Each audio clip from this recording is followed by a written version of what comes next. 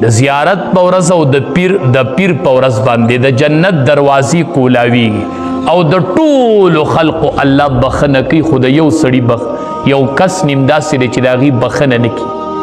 نور ټول خلق وبخي، دروازې کولاوي د پیر په ورځ او د جمعرات په ورځ.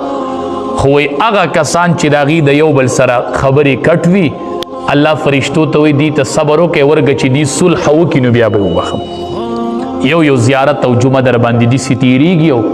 اواز کېږي وایي مه یې بخیله، صبر وکړه چې دې صلح وکړي نو وبه یې بخم، صبر وکړه چې صلح وکړي نو وبه یې بخم. هر ورځ هر هفته کې دی د مغفرت د دروازو نه د جنت د دروازو نه محرومه کېږي، د جنت د دروازو نه محرومه کېږي. حدیث مبارک کې راځي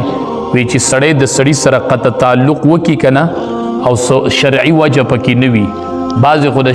شرعي وجې په بنیاد وي، څه د حکمت په بنیاد سړی د چا سره قطع تعلق وکړي، د دین سپکاوی کوي، د علماو کوي، د مسجد کوي، نور د شاعر الله توهین کوي،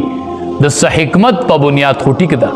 خو هېڅ حکمت نشته دی او ما ته دوي او دو ورسره قطع تعلق وکړو. نبی علیه السلام فرمایي چې دو ورسره خبرې ختمې کړلې تعلق، وایي دی مونځ کوي او دا مونځ یې د سر نه په بره باندې نه خیږي. مسلمان سره 3 ورځې قطع تعلق وکړو، 3 ورځو نه سیوا شو، په قطع تعلق شروع و دې دوران کې مړ شو، دخل النار، جهنم ته داخل شو. نبی علیه السلام فرمایي دې مطلب دا نه دی چې 3 ورځو پورې به ورسره خیر دی ساتي، خو لکه 3 ورځو نه په اپله به نه ساتي، نه 1 منټ او ګنټه به هم د چا سره قطع تعلق نه کوي، خو بالفرض و تقدیر کله ناکله د څه حکمت په بنیادي یا سړی روغه جوړه کوي نو پکې دا ورځ دوه لګي، نو ځکه امام الانبیا 3 ورځې یادې کړي. نور دې مقصد دا نه دی او طریقه دا ښودلې ده چې چا سره د قطع تعلق راغی او هغه مخې له درغی ورته وایي چې السلام علیکم، څومره ښکلې خبره ده، اب وایي چې وعلیکم السلام،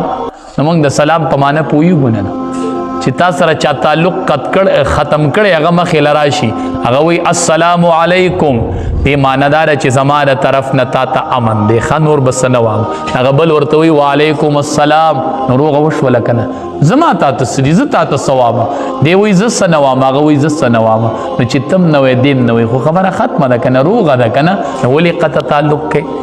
نبی علیه السلام فرمایي چې ده پې سلام ورواچو هغه پې وروا چو، د دې تعلق ختم او د پې سلام ورواچو هغه پې وروا چو، جواب یې ورنکه الله به د ده دا ګنام په هغه باندې بار کړي، د پاسه دا په هغه باندې بار شو چې د علیه السلام جواب ورکړه.